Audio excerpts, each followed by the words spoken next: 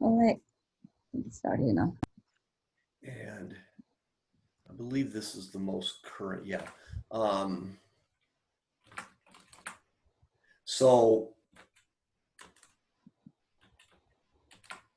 I'm going to share my screen and get up here to the table of contents. I don't think you can see it yet, but let me get to the right window so I can start doing that. Share screen. Oh, do I need to be, Xing, do I need to be made a co-host so I can share? You are already co-host. Oh, I You should am. be able to share, yeah? Try it.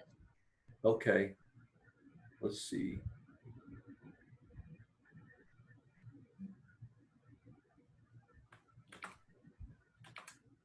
Do you guys see my screen now? A table of contents? Yep. Okay. So so hopefully everyone's had a time to switch from SIG storage if they were attending that. This is part 2 of like the final stretch on this KEP. A week ago, we went over the APIs. We captured some feedback. We've tried to incorporate it into this. There's been several commits into this version of the KEP that I'm sharing now. I'm sharing the formatted version of it. And Xing, you dropped a comment where you sent us a link on the more official deprecation for phase. So I just want to say up front that we were made aware of the issue with using phase in the API, even though it's common in APIs. And when I did my own research on that, I couldn't find conclusive evidence that phase was really being deprecated. There was controversy around it and some very long issues that were still open related to phase versus conditions. And so I didn't make the change in the KEP that we're looking at right now. But now with Xing's API reference link that she just posted today, and I've gone through that, we are now on board with not using phase in any of the APIs and only using conditions. And conditions has some fields within it, and we will use it's minimally the 2 required fields, which are kind and status, or type and status, but we'll consider others as well, like reason. Anyway, so this version of the KEP doesn't have that. But the goal of this meeting is to go through the RPC mechanism, which we skipped last time, and workflows. And then with 5 minutes left, I am going to try to stop conversation if possible and get a straw poll vote. Just get a straw man vote and see where the 11, 12, however many here are feeling a yay or a nay on approval of the KEP. If there's approval, I will work with SOD. Aaron and I will work with SOD to make sure we have the T's crossed, I's dotted, et cetera, to follow the more formal procedure of getting this merged. If the vote is a nay, then, because of outstanding issues to resolve, then our focus will be on those. So that's my plan. So the parts of the KEP we're covering here are, I think maybe Sid would like to go through the diagram. So if I click on the topology link, he's got, and just above that, I put a pod manifest so you guys can see what an app pod would look like using the provisioning we're describing here, and how the CSI volume part fits in. But anyway, Sid, do you want to cover topology, and then Srini, one of you, either you or Srini, cover the gRPC stuff? Yeah, absolutely. So I wanted to kind of ask you, Jeff, first, did we want to quickly go over the action items that we had for last week and how we resolved them? Yeah, we can do that. Let me. I've got, yeah. Do you have? Yeah, it's the same thing. Yeah. You're looking at it.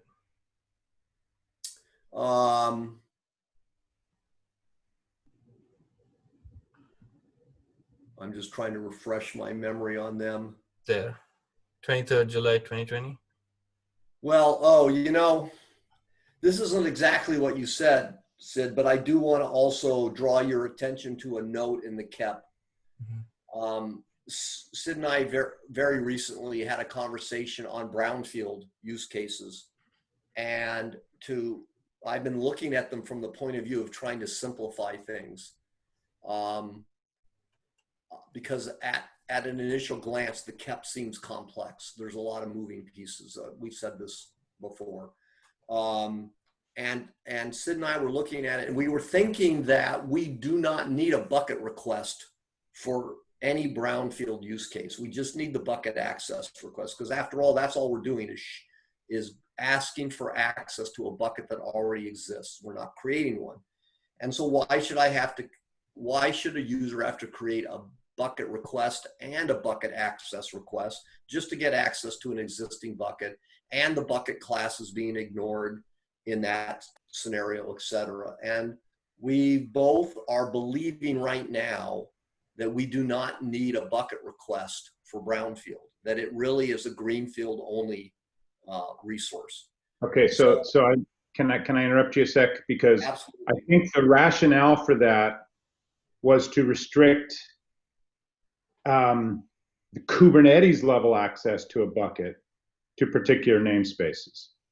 So the question is then, how do I, as a Kubernetes administrator, regardless of setting up the read, write, or whatever kind of access, how do I say that only these namespaces are allowed to access this bucket? So that was in the bucket. Are you saying that would be a read through on the bucket access request?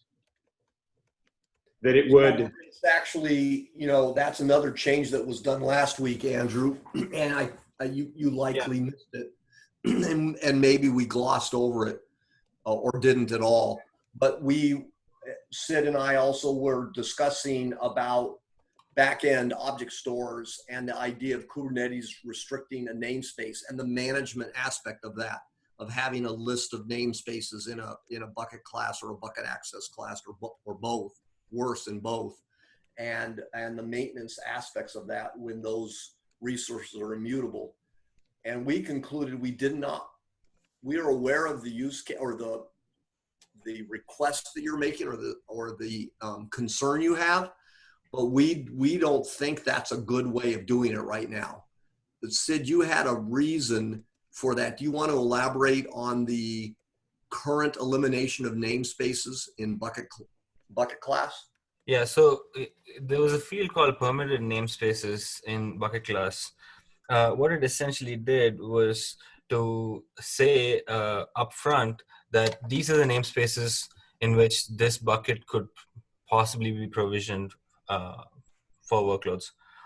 And what we realized was, say I have a bucket that I've given a set of permitted namespaces, and we were talking about it. Jeff and I were talking about it in terms of an organization which has a bunch of teams using this bucket, and let's say a new team gets added, which is probably given a new namespace, and it needs access to this bucket. We'd have the way we would achieve it, given the restriction based on namespaces, is we'd have to create a new bucket class, or delete the existing one and create a new one, and then have this new namespace be added to that. The whole reason being, bucket classes, just like storage classes, are immutable, so we wouldn't be able to just add another permitted namespace. So that's a good point, and I think it raises an important kind of design principle that we should try to abide by, which is after a object has been provisioned, in this case a bucket, it should not depend on the class object. The class object should only be used at provisioning time as a template. Everything that you need to operate on that object after provisioning should be part of the non-namespace object, so in this case the bucket object. And it is, and we do that. So in this case, what I'm imagining is you would have a set of whitelisted namespaces as part of the bucket object. So if you wanted to extend the set of namespaces that a specific bucket was allowed access to, instead of having to delete and recreate the storage class object, you could just update the bucket object, which would be fairly straightforward. Would that work? But I'm going to guess they punted entirely on namespace restriction. We did, Andrew. Your guess is correct. But Saad, I see the point you're making. So I guess, and I know that the namespace is a boundary that is used for some isolation and from security. And it's the standard multi-tenancy approach in a Kubernetes cluster, right? So here's the problem that so regardless of this particular mechanism, here's the problem, and I just want to understand how we're solving it. I want to make a bucket available either dynamically or statically or whatever for use by this application. What's to keep other applications from accessing that bucket? Totally different users running in a different namespace in that cluster. What's to keep them from accessing that bucket? I think a more important question is, so buckets are not inherently restricted by traditional boundaries like namespaces, like volumes are. Now, why do we want to restrict them by namespace alone? Why not by something more granular or less granular? Right. So I'm not asking. So that was a solution to the problem. So what I'm asking is, what's the alternate solution to that problem? I'm not married necessarily to the namespace level thing. So I think that should be left up to however the backend does this, does the access. I don't know how you can do that if part of bucket access provisioning could be minting credentials and minting the actual account that accesses those credentials. Right? You've effectively got no mechanism to be able to apply that policy unless you assume that you've already worked out who has access to what, and then you're going to rely on some sort of a drill through access where user, service account X means cloud account Y, which certainly I want to support that mechanism, but I think you've written off the other one by doing this. We wouldn't have to know it up front. When the bucket request comes in, there's a field called secrets where it would be able to pass through its own identity of sorts or its own authorized credentials of sort that would be able to give it the access it wants or not. Yeah. So bucket request. Yeah, but and there's a bucket access request. Right. So the purpose of bucket access request was primarily to deal with the access to this bucket by this particular account. Right. Like what at the protocol level, here's who you have to authenticate as. And by the way, here's what I'm going to automate the setup of on the back end in terms of access credentials. So if we're saying that bucket access request is how you provision that, I'm asking, where do you control it? Because you've now said, I can't control it in Kubernetes. And if I'm provisioning it here, I can't control it on the back end unless I've got some sort of meta system that says, well, anybody who might come in with something that kind of looks like this, which I just don't think exists. Right, because what you're saying is anyone could create,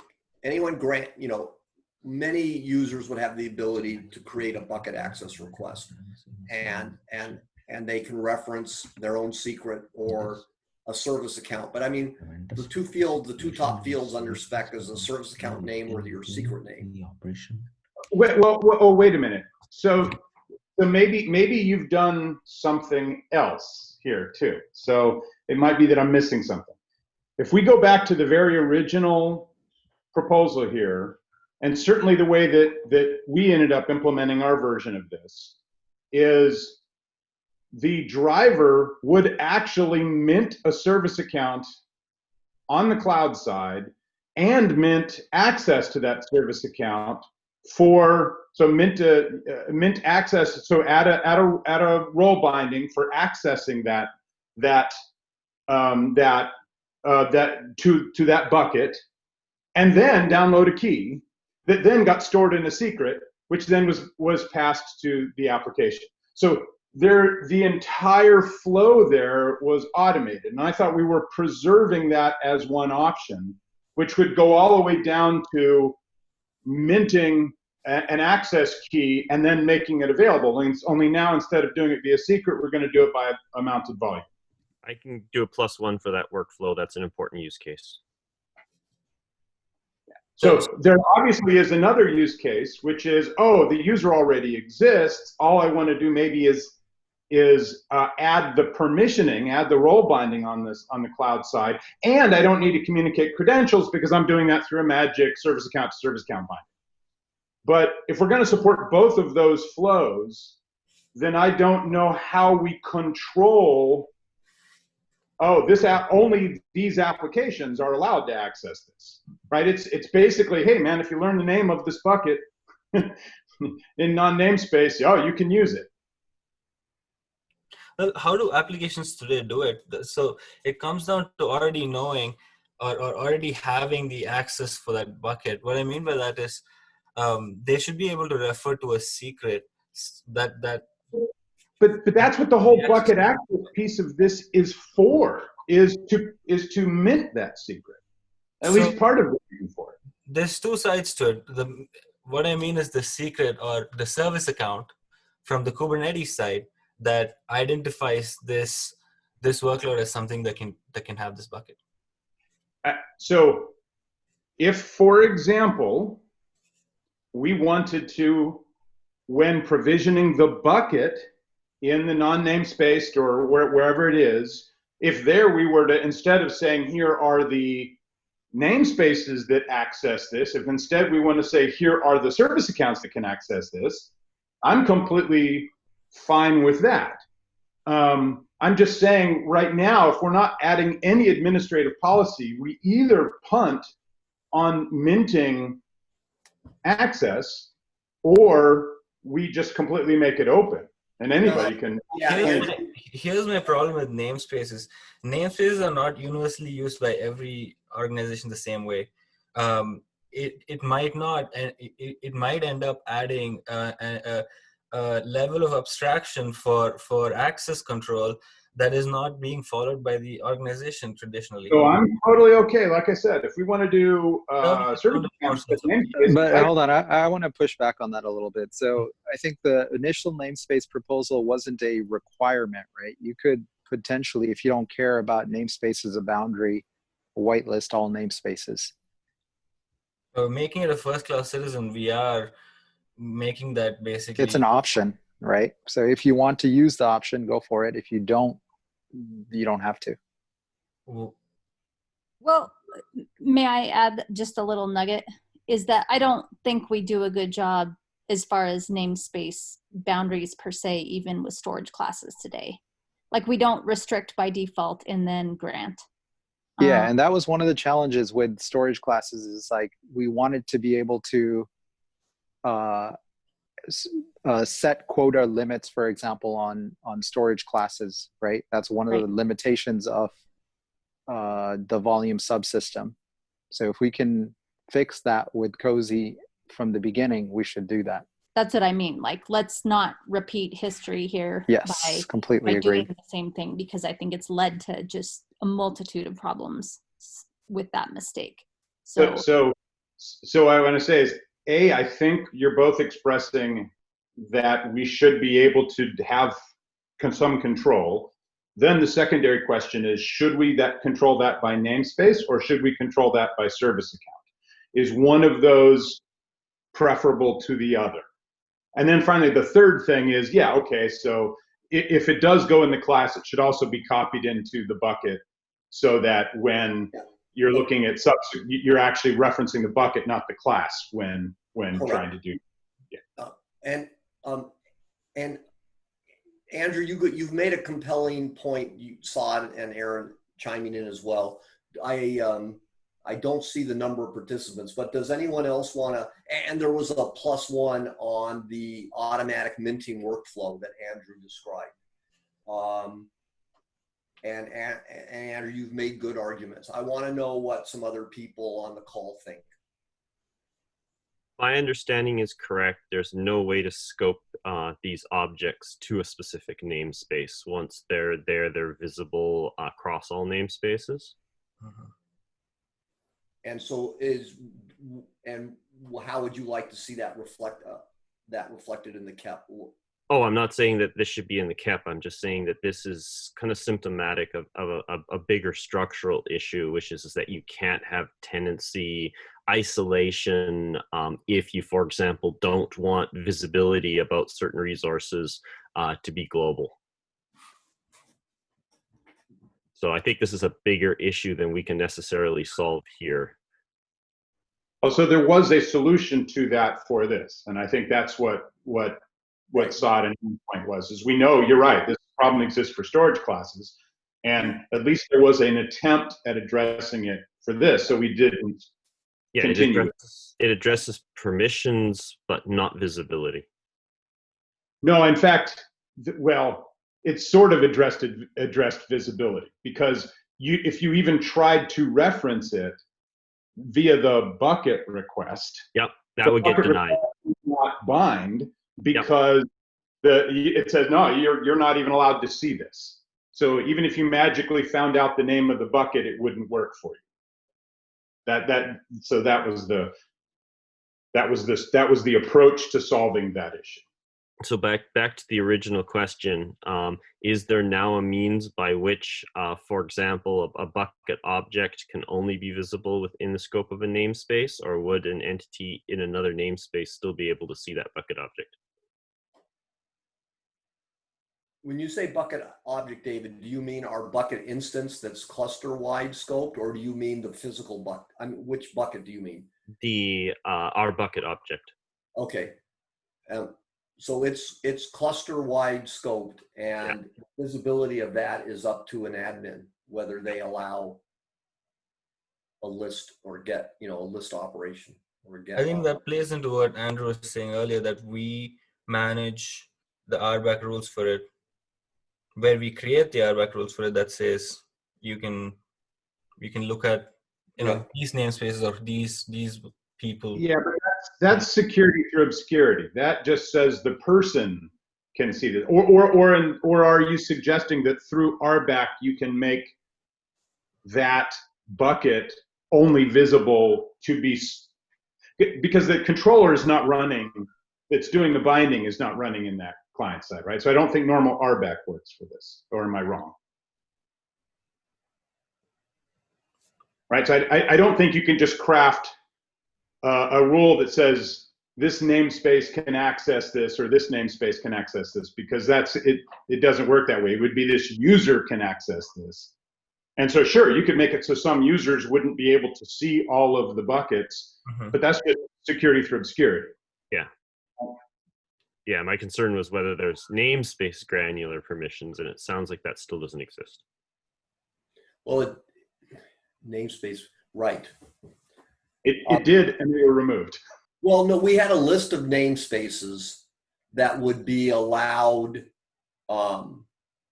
to request access to a bucket. And when you combine the minting, any kind of automatic minting of credentials is what brings up this issue. If we didn't do that, then we're fine. But do other people like greenfield and brownfield scenarios where Cozy is minting credentials for the access? Is that desirable in this proposal? I think that's really important. Anyone think it is not a good idea?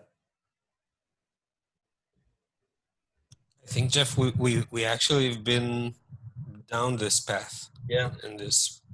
We go back and forth, but yes, Guy, we certainly have, and original incarnations of this in our own library did the minting. I No, just, but I mean, we even started the KEP discussions suggesting it, and then having same discussion about the one of the community meetings there was a request by Andrew that was echoed by some other folks saying that without the minting of credentials and the automation of creating the buckets without having the full life cycle, it's really going to be hard to use, right? And I think that was driving the discussion to include not just the APIs, which we started by offering, but also the controller pieces. So I'm just trying to recall the process. okay. Okay. What's the resolution on this? Like, on this permitted namespaces thing? Yeah. So Yeah, I Andrew, think you said, I want to hear a stronger justification for why we should remove it. for why we should remove it, did you say? Yeah, the Right. allowed namespaces, right? So that was removed, and the rationale that we heard for why it was removed is because of the whole needing to remint the class. And then SOD provided an alternative to that, which says you shouldn't look at the class anyway. Mm-hmm. You should be looking at the actual underlying bucket. You should only be looking at the class when minting the bucket. I So mean, that's all that particular resistance. And so the question is, okay, with that twist, could this be added back in? yeah, yes, or it could be a list of service accounts. Andrew, you said you weren't, it wasn't just, But yeah, but we went back to, but and we already do that. We basically copy the fields from the bucket class into the bucket resource object. So we are doing that, so that we do not, so no part like the sidecar controller doesn't ever need to get a bucket class. They have the information they need. Nonetheless, as you're trying to keep your cluster current and you need to add or remove namespaces from a bucket class and or a bucket access class, you have to delete those. You have to delete them, change and then recreate them with the extra namespace or the remove namespace. And that so could be addressed by using like a label selector for namespaces. Let me first address his point, because I'm not sure that I completely buy into it. So I think you're positing a situation where in the class, I know a priori the full set of namespaces that are ever going to utilize the class, but the class is primarily utilized for Greenfield, right? yes. And so, sure, but we have to ask, for Greenfield, is it really likely that you're going to be minting a bucket that then this set of namespaces is going to use? I mean, if you're going to be sharing the bucket, they all have to kind of know what the bucket is. So that's going to be a brownfield anyway. And you're going to be provisioning the bucket, either separately or independently or with a full name or something. And so in that case, I think what you're really managing then is access on the bucket, not access on the bucket class. The bucket class is around Greenfield scenarios. Yeah, right? so I mean a list of namespaces in the bucket access class, because it's a brownfield use case, right? So this class here, that I don't know if my screen's still being shared, but the bucket access class. So Andrew, you're right. Just a few revisions ago in this KEP, we had a list of additional permitted namespaces or allowed namespaces in the bucket class. But that was only a very narrow use case. That was that green to brown use case. And to try to generalize it, that list of namespaces that's allowed should be in the bucket access class, because that's used for all brownfield. And so that's where we moved it. And then as we thought more about it, then we removed it. So I think if we're going to put a list of something that is allowed, that whether it's namespaces or service accounts, that list ought to live in the bucket access class. No, so sorry, the bucket access class had something called supported protocols, I think. Bucket class had the additional namespaces. I think so. Right, because you need to actually get the this into the bucket Yeah, eventually, yeah. not Can't be a into part of the. the bucket access. Bucket Yeah. class had supported protocols, also Mhm. a list. And I Yeah, don't know if it because had. the bucket access class knows the bucket. I don't think it could, right? Mm-hmm. And so it wouldn't make any sense to put restrictions on The access class. in that because the fundamentally those restrictions are. I mean, you could if the restrictions could absolutely be applied if you chose at the time that you create the bucket access request. I get it that in the process of satisfying that binding, you want to be able to check allowedness, and that's a reasonable place. But I just don't think that belongs in the bucket access class, which is not describing access to a particular bucket. it is. It's more a policy abstraction in general, I guess, as opposed it's to. a method for achieving access rather than the specific thing you're trying to access. Mm-hmm. Is part of the challenge that we have scenarios where the access restrictions need to be static, and we also have scenarios where the access restrictions need to be dynamic over the lifetime of the bucket being accessed? In the class, right. Well, we could So have also that. dynamic, we're discussing also the dynamic piece of the dynamic character of the classes. Yeah, and that may be why it's not shoehorning into these structures cleanly. I find it okay. I mean, to recreate a class, if the meaning of a class was as a sharing group, Yep. right? And this is what we're describing here. It's more of a group descriptor in this case, and less about, or maybe on top of the other properties of that class. I don't know, the storage layer and the storage tier or whatever other properties which are very different. That So gives this the is property actually of what I was being talking traceable. about.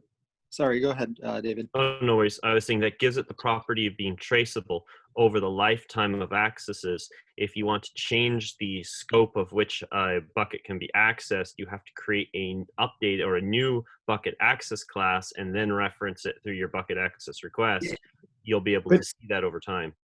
Guys, bucket access classes don't say anything about what buckets you can access. Yeah. I think they did in the past. Is that understanding correct? No. No. Bucket access classes are there to handle the different kinds of access minting that you need to do. Yes. Like, oh, I need to actually create a new account and create bindings and download a credential. That's one kind of bucket access. Mm-hmm. Or, oh, I'm going to rely on service account to service account binding, and all we need to do is add the role binding on the server, and nothing else needs to happen because I already implicitly am who I am. So that's the purpose of bucket access. David, but David, so correct me if I'm wrong, but I think you are suggesting that the bucket will refer to the bucket access classes that will, be allowed, essentially. And it might be copied from the bucket class itself. I mean, essentially, a bucket would say, these are the bucket classes, the bucket access classes that I allowed. So was that what you were thinking? Well, if we look at the diagram, currently there's no references from the bucket access class, but a bucket access request does reference the bucket access class. So I had thought, and probably incorrectly earlier, that because that information was being inherited in when you created a bucket access request, that's where that had been proposed in a previous revision. Now, the bucket access request also has to include a reference to, at least originally, to a bucket request. Yeah, that's right? not shown. That's not shown. Yeah, because I think they removed it because of this exact conversation, because they bubbled all that back out and they said, it turns out in brownfield you don't even need, but you would still need to reference the bucket, right? You'd still need to at some point say, what are you trying to access? The bucket access class is not the what, it's the how. You have to provide the what along with the bucket access somehow. Right. And if we take a step back to how we do that in brownfield for traditional storage, we just don't add the provisioning piece. We're still providing in a storage class the what, like you said, Andrew. We're just not necessarily providing the how. And if we do provide the how, it's generally through a secret. So I would hate to like destroy any commonality we have between the two of those. Keeping it consistent is important. Yeah, I guess my point is storage classes don't say, here's the exact volume you get access to. No, and that's what I'm getting at. Like it's we the don't want generalized group of what you're getting. And even if it's pre-provisioned storage, like I could do that today within a storage class, and instead of the provisioner, I would just say no provision. That's an actual option. And I'm giving you, access to this Ceph cluster, not volume XYZ, right? And so bucket class, I assume the access we'd still want to follow the same pattern. Yeah, but if we want to have a place where we can specify what can access a volume, we don't have a clean place for that right now. Well, and to this point about specific volumes, I've highlighted the bucket instance name and scroll down. This is a bucket access request if my screen's still being shared. And you can see in there that there is a connection to a bucket instance. And at the bottom of the screen, if that's visible, that describes that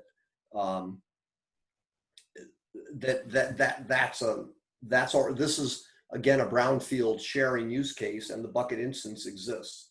Why is it a bucket instance and not a bucket request?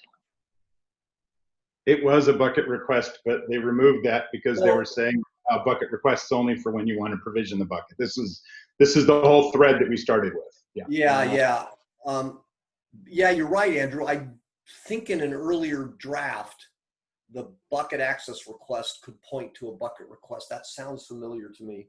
But well, you want that because then you don't want to have any kind of worries about you have to have a bucket instance before you can generate this, right? This allows you to ask for a bucket to be provisioned and access it, and you don't care what order you create the YAML in, right? If you do it based on an instance, then you force a staged thing where first you have to provision the bucket before you can ever. That, and then the second problem I have with it is that the bucket instance are non-namespace, so effectively they're potentially invisible to the person creating the bucket access request.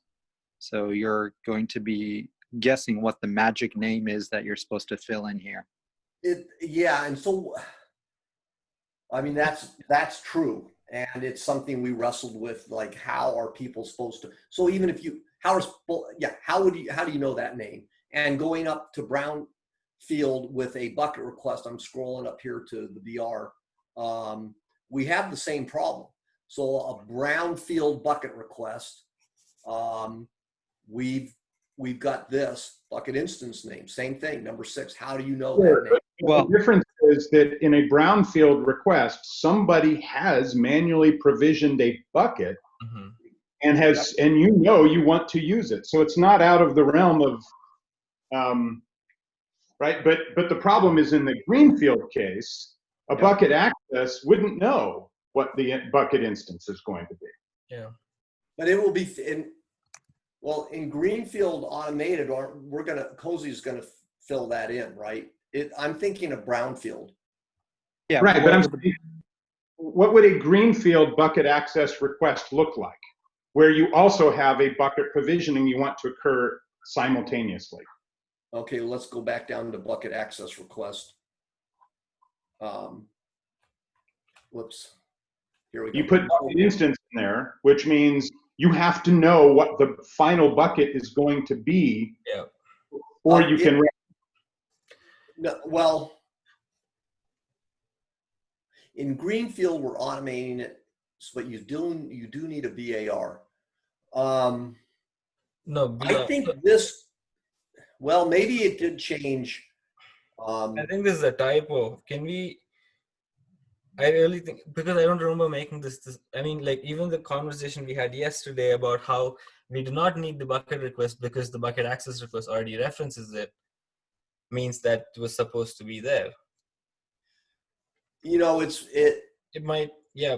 I don't remember making this decision to move away from bucket access request. I can go back to earlier commits and look at the bucket access request and see and try to refresh my memory on what happened to that field. It could be a typo or a mistake, or just general confusion trying to make a lot of changes simultaneously to the KEP. I might have just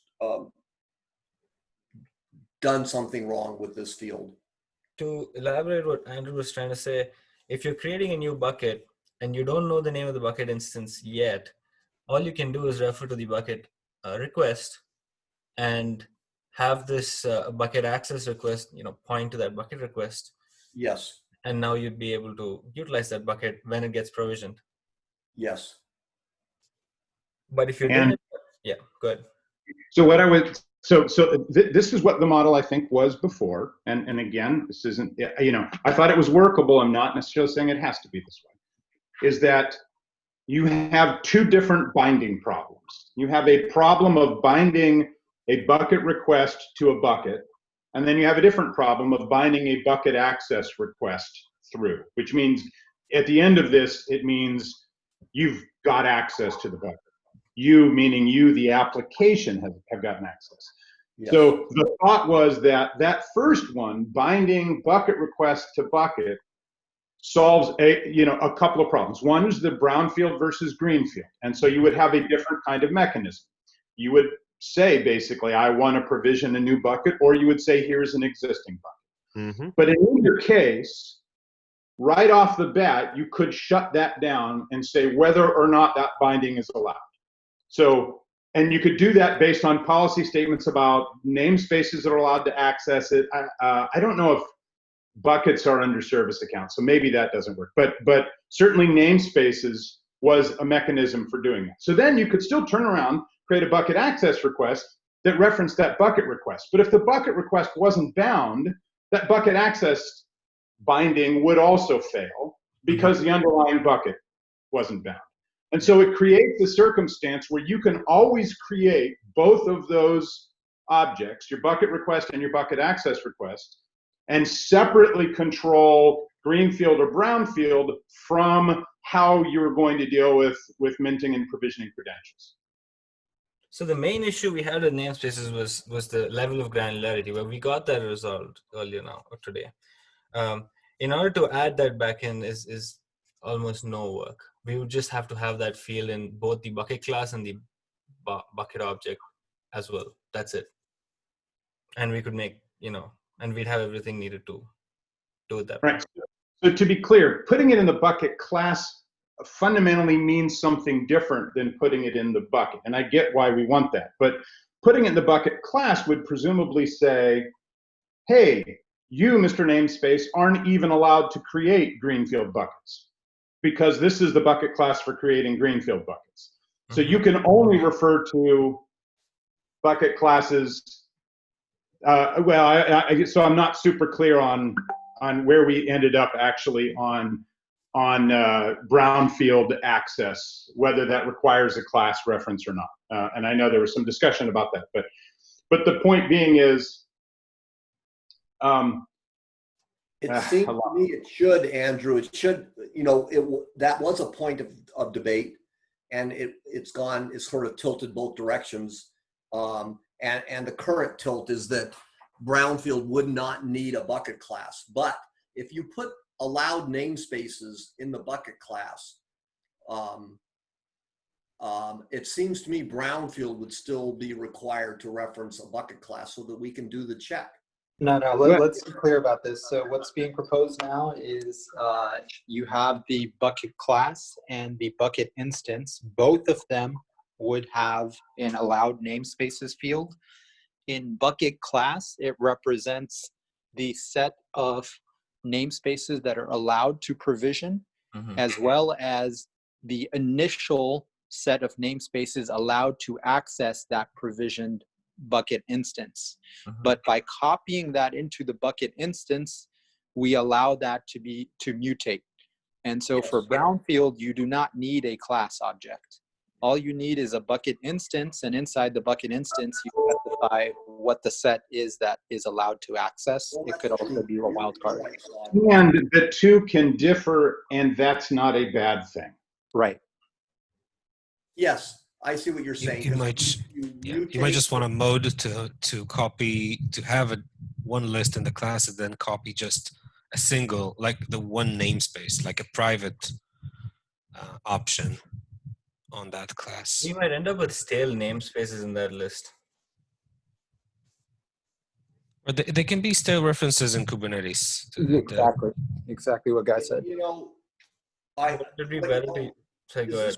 You were just saying, Sid, I mean, so what you could start off is you have a list of namespaces in a bucket class that can basically create buckets. Okay, so once I create a bucket, the bucket instance just has my own namespace in it. It doesn't have a list. And then are we saying you need to patch the bucket? You have two options. If you want to have a larger subset of namespaces have access, you can choose to put that in your class so that any bucket instance provisioned by that class can have access to all those namespaces by default. So or that's that green to brown use case. Is that what your question was, or? Yeah, no, I was just paraphrasing what I thought maybe it was Guy that was saying about private or just one. But so it sounds like it's still viable to have a list of namespaces in a bucket class, and that list gets copied to the bucket instance, and then you can mutate that bucket instance to grant additional namespaces or to remove a namespace as the admin wants to do. And right, which is now management of a brownfield case, yes. Right? And we're saying that, look, brownfield in general is something you expect there to be some management of. Otherwise, there's no way for a Kubernetes administrator to implement policy. And it sounds like I could still do brownfield without needing a BR, because my bucket access request, well, of course, we're saying that should point to a BR, but it ultimately points to a bucket that has a list of allowed namespaces. That's right. But if you make the BR, if you make the decision on when the BR is bound or not, right? That is an option to handle a number of things. It can handle problems when provisioning greenfield. It can handle access rights, like, hey, you know, your class, you don't have access to this class, or if alternative to specifying class, you instead specify an actual bucket, it can say, no, you don't have access to that bucket because your namespace isn't a namespace that's allowed on that bucket. So the BR is going to have some status, some condition that says whether or not it can accept access requests, right? And then, so when trying to satisfy bucket access, the first thing you have to do is dereference the bucket request. And if that is not bound, if it isn't actually point to an underlying bucket, then yeah, the bucket access request just stops right there. Yeah, we call it bucket available condition. Exactly what you mean. Yeah. But Andrew, at the highest level of that last comment of yours, you are saying we need for brownfield access, we need a BR and a BAR. It keeps the model the same from the BAR side. Yeah. Yes. So yeah, right, I agree. Your brownfield, greenfield, you need both. The difference is then in a brownfield, your bucket request just pointing at an existing bucket. Yes. And the BAR is pointing to a BR, and we've got binding in the bucket instance. Yeah. I think that I sent us on a bad tangent by trying to simplify brownfield and not being able to convince myself that we needed a BR. But this discussion is helping a lot. I appreciate it. I don't think we've gone too far off from what's needed, actually. and we're kind of back. I'm sorry that we're going over some old ground and we're iterating back to 3 versions ago. But I mean, I think it's I good to be take some sure of responsibility. the decisions we're making. It's just trying to ramp up. I just John had a lot of stuff in his head, and it was just it's just a challenge to try to ramp up and get the KEP up to date and not necessarily know some of the conversations that led to certain decisions there. So, we didn't get through the GRPC. I don't think it makes sense to do a vote. I would vote no on approving the KEP right now, because I think we need to satisfy these 45 minutes worth of It's been comment. 45 minutes. Oh, 55 minutes. Oh my God. Yeah. So quick thing though, now, Jeff, so based on the entire discussion we had today, yeah, we didn't cover everything, but in terms of what needs to change, or fundamentally there isn't much of a change as such in the KEP, because all we'd have to do is add those 2 fields. Right. And if we all understand that, I think it, assuming there are no other concerns. Well, we didn't go through GRPC or workflows. Yeah. Phase is still in there, and we need to. I mean, there's some changes that are important. So we can pause it and delay the vote to next week when we go over GRPC. So you guys want to do the straw? we're talking about adding the fields to the bucket instance, correct? And the bucket class. And the bucket. Yeah. So let me tell you what my concern is that we've had a little bit of there's kind of a recurring thing that happens, is that somebody finds what they believe to be an issue, and it might be legit or not, but what ends up happening is a design change goes in to reflect that. And so then the KEP veers off from what we kind of thought it was. And sometimes it's that sneaks in. And so I am certainly comfortable if we say, okay, we're just going to put this back to the way we thought it was. Yeah. But what I'm worried about is in the process of putting it back to the way we thought it was, you'll think that there are other issues, and it won't be exactly the way it was. It'll be some other thing. And that's why I'm a little bit concerned with the whole reason this happened is because there was this whole change from John to us. I don't think it's going to happen again. We are getting clearer, and we can go through the KEP again and again as much as needed. I don't think that should be a concern where, we will go off on our own, think to, without going through a review with everyone, the larger community. It's not going to be a new design decision in there. There's not going to be a new design decision in there. So is the purpose of the straw poll to just get a sense of how close folks think that you are to being done? It's not an explicit approval? Yes. Well, we want to move forward with whatever is required to start this project, write code in the official Kubernetes repositories. That's what this KEP is holding us back from. But it's really to get a sense of, are we close? Like if these changes we're back to a previous iteration without introducing other design changes, we've solved the phase deprecation issue. Yeah, I think one change we made was going from phases to conditions, and the other one is this additional namespaces. And the other one, based on last week's discussion, was supported protocols that kind of didn't make any sense in bucket access classes. But that's about it. That's the list of changes we've made. Well, yeah, go ahead. If I'm missing something, please share it.